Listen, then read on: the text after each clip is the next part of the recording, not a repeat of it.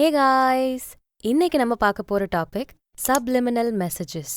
வெறும் கேட்கக்கூடிய ஒலியை வச்சு உங்க வாழ்க்கையை நீங்க மாத்திக்க முடியும். ஆடியோவை கேட்டு நீங்க ஆசைப்பட்டதை அடைய முடியும். கொஞ்சம் வித்தியாசமா கேட்கவே நல்லா இருக்குல்ல? ஸ்கிப் பண்ணாம இந்த பதிவை முழுசா கேளுங்க. இது எப்படி செய்யறது, இது எப்படி வேலை செய்யுதுன்னு டீட்டெயில்டா சொல்லியிருக்கேன். நம்ம ஆடியன்ஸ்க்கு யூஸ்ஃபுல்லா இருக்கக்கூடிய ப்ரமோஷன் பண்ணணும்னா டிஸ்கிரிப்ஷன்ல இருக்க இன்ஸ்டாகிராம் லிங்க் இல்ல இமெயில் ஐடியை கிளிக் பண்ணி எங்களை காண்டாக்ட் பண்ணுங்க. இந்த சப்லிமினல்ஸ் ஒரு வகையான மியூசிக் ட்ராக், இசை மாதிரி தான் இருக்கும். ஆனா அதுக்குள்ள சில மெசேஜஸ் இருக்கும். இந்த மெசேஜஸ நம்மளால சுயநினைவோட கேட்க முடியாது. அந்த சப்லிமினல்ஸ நம்ம கவனத்தோட கேட்கறப்போ நம்ம ஆழ் மனசால அதுல இருக்க மெசேஜஸ எடுத்துக்க முடியும். சால்ஃபேகியோ ஃப்ரீக்வன்சிஸ், இது ஒரு வகையான சவுண்ட் பேட்டர்ன். இது நேரடியா நம்ம பிரெயின் கூட கனெக்ட் ஆகும். சப்லிமினல்ஸ் ட்ராக்ஸ்லலாம் இந்த ஃப்ரீக்வன்சியை தான் பயன்படுத்துவாங்க. ஸோ நம்ம உடல்ல இருக்க அதிர்வுகள் தானா அதிகமாகும். ஸோ ஜஸ்ட் நம்ம கேட்குற ஒலியை வச்சு நம்ம ஆழ்மனசை ரீப்ரோக்ராம் பண்ணி நம்ம வாழ்க்கையவே மாற்றி அமைச்சிக்க முடியும். உண்மையாவே இது வேலை செய்யுமா? ஆமாங்க, நிறைய பேருக்கு வேலை செஞ்சிருக்கு. பிளசீபோ எஃபெக்ட் பற்றி நான் முன்னாடியே சொல்லியிருக்கேன். உண்மையே இல்லாத விஷயத்த உண்மைன்னு மக்களை நம்ப வச்சு அவங்களோட பிரச்சனைகளை சரி செய்வாங்க.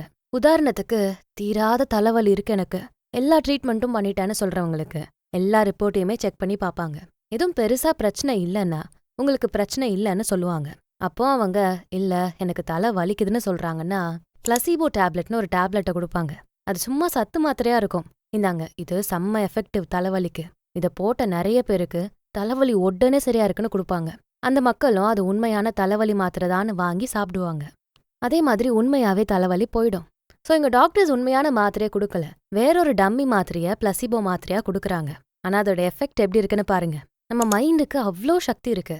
இருக்கிற நோய், இருக்கிற மாதிரி நம்ம நினச்சிட்டு இருக்க நோய், பிரச்சனைங்க எல்லாத்தையுமே நம்ம மைண்டால சொடக்கு போடுற நேரத்துல சரி செய்ய முடியும். நம்மள நாமளே குணப்படுத்திக்க முடியும். நம்ம தோற்றத்தை மாத்திக்க முடியும். ஆசைகளெல்லாம் மேனிஃபெஸ்ட் பண்ண முடியும். ஆழ் மனசு மூலமா தான் நம்மளோட பல ஆசைகளை தினம் தினம் மேனிஃபெஸ்ட் பண்ணிக்கிட்டு இருக்கோம். ஆனா அதுக்கு நேரடியான ஆக்சஸ் நம்மகிட்ட இல்ல. நம்ம சுயநினைவோட இருக்க வர ஆழ் மனசுகிட்ட பேச முடியாது.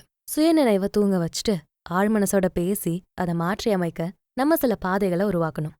அதுல தியானம், ஹிப்னோதெரப்பி இதெல்லாம் ஒரு வழி.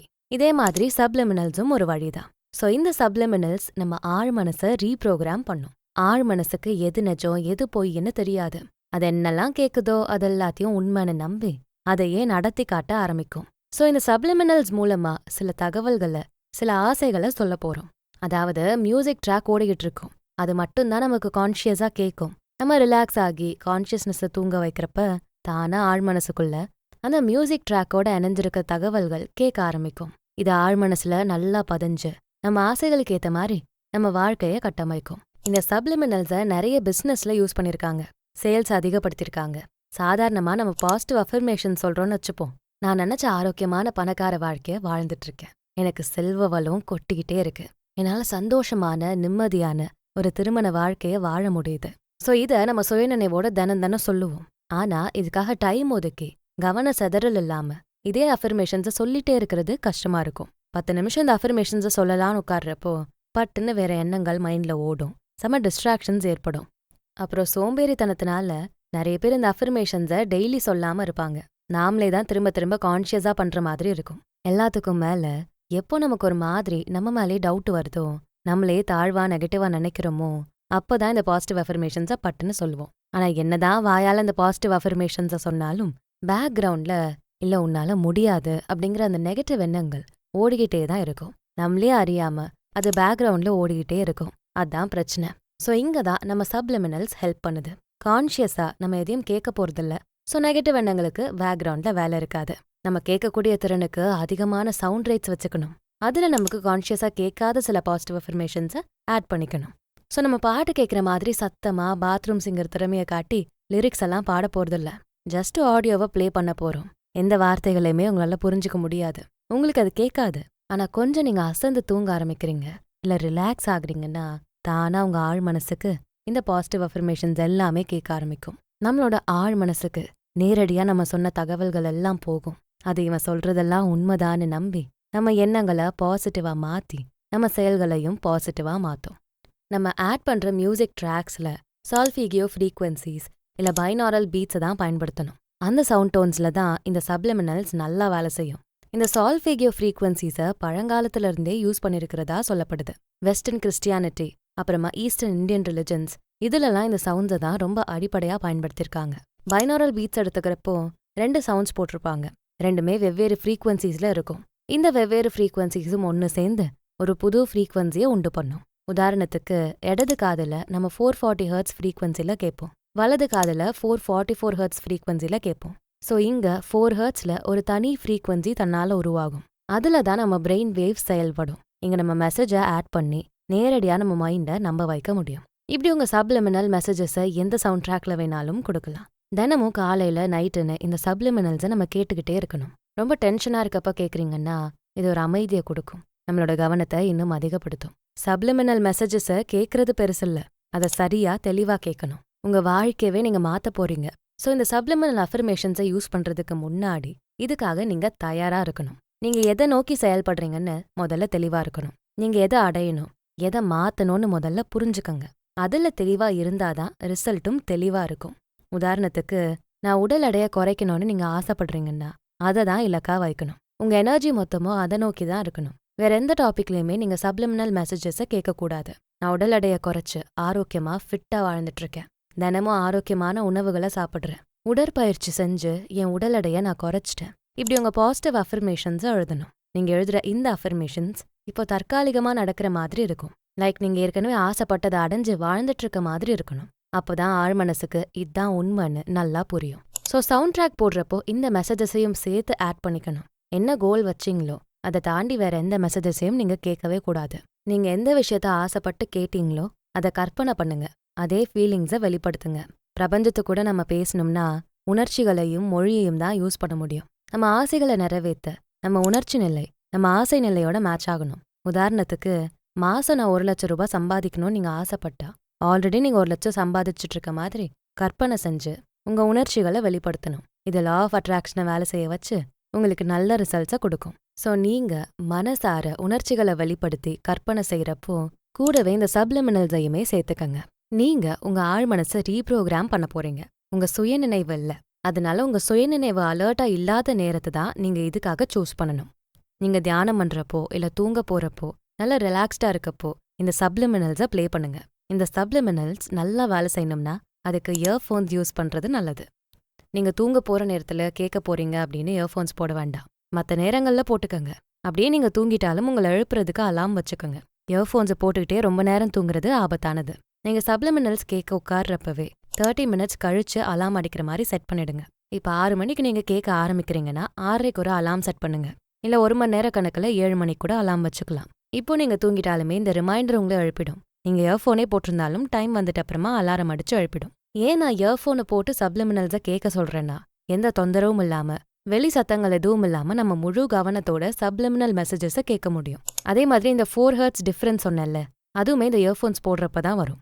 வெளி சத்தங்கள் இல்ல நம்ம கவனத்தை சிதறடிக்கிற மாதிரி எதுவும் இருந்தா அது சப்லிமினல்ஸை வேலை செய்ய விடாம பண்ணிடும். அதுவும் நான் சொன்ன மாதிரி இந்த பைனாரல் பீட்ஸ்ல இந்த சப்லிமினல்ஸை கேட்குறீங்கன்னா ஹெட்ஃபோன்ஸ் கண்டிப்பா அவசியம். நீங்க காதுல போட்டு உட்காந்துட்டா போதும், அந்த சவுண்ட்லயே கொஞ்சம் கொஞ்சமா ரிலாக்ஸ் ஆவீங்க.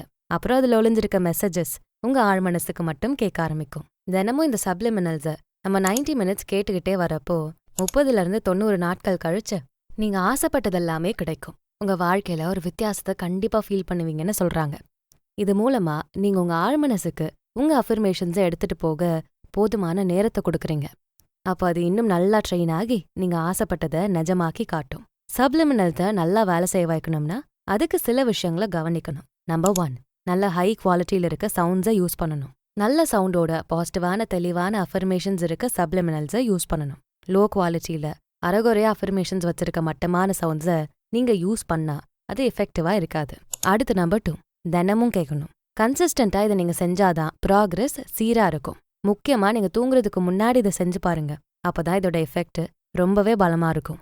நம்பர் 3, இதை கற்பனையோட அணைச்சுக்கங்க.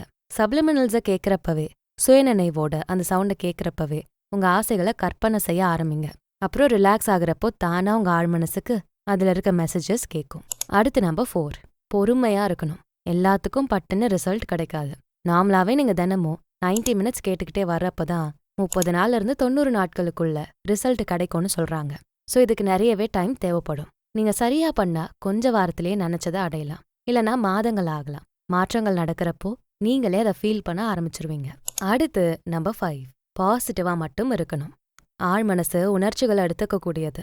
ஸோ இந்த சப்ளிமினல்ஸை நீங்க கேட்க ஆரம்பிச்ச அந்த நொடியில இருந்து பாசிட்டிவா மட்டுமே யோசிங்க, பாசிட்டிவா மட்டுமே பேசுங்க, பாசிட்டிவான செயல்களை மட்டுமே செய்யுங்க.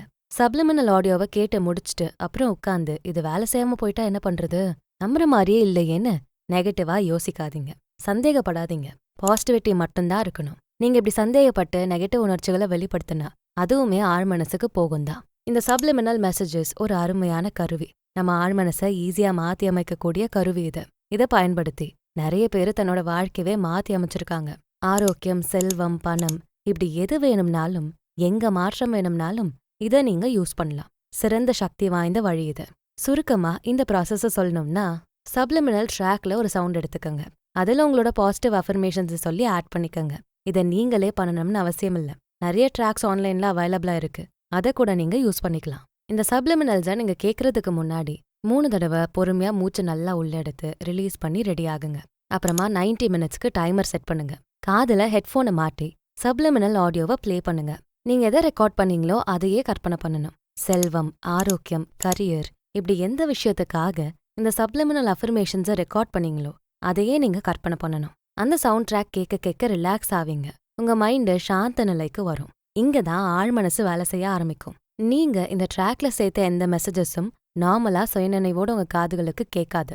நீங்க அமைதி நிலையை அடைஞ்சதுக்கு அப்புறமா ஆழ்மனசால மட்டும்தான் இந்த மெசேஜஸை கேட்க முடியும். இதான் சப்ளிமினல்ஸோட மகிமை. ஸோ எந்த தொந்தரவும் இல்லாம ஆழ்மனசுக்கு நேரடியா தகவல் அனுப்ப முடியும். ஆழ்மனசு எல்லாத்தையும் கேட்டுக்கிட்டே இருக்கும். கரெக்டா 90 மினிட்ஸுக்கு அப்புறமா அலாம் அடிக்கும். அப்படியே எழுந்துக்காத ஆளா இருந்தா 2-3 அலாம் செட் பண்ணிக்கங்க. ஏன்னா இயர்ஃபோன் போட்டுட்டே தூங்கிட வேண்டாம். இந்த சப்ளிமினல்ஸ் நிறைய பேருக்கு வேலை செஞ்சிருக்கு. நிறைய பேர் தன்னோட லைஃபை மாத்தவும் செஞ்சிருக்காங்க. நீங்களும் இதை ட்ரை பண்ணி பார்த்துட்டு ஒர்க் ஆச்சா இல்லையான்னு சொல்லுங்க. ஸோ இந்த சப்ளிமினல்ஸை பத்தி உங்களோட கருத்துக்கள் என்னன்னு கமெண்ட்ஸ்ல சொல்லுங்க. இந்த வீடியோ உங்களுக்கு பிடிச்சிருந்தா இதுக்கு ஒரு லைக்கை போட்டுட்டு உங்க ஃப்ரெண்ட்ஸ் அண்ட் ஃபேமிலிக்கு ஷேர் பண்ணுங்க. நம்ம channels beyond the ordinary and body and soul Tamil ரெண்டுத்துக்கும் சப்ஸ்கிரைப் பண்ணிட்டு பெல் ஐக்கானை அழுத்திருங்க. நான் உங்களை அடுத்த வீடியோல பார்க்குறேன். நன்றி.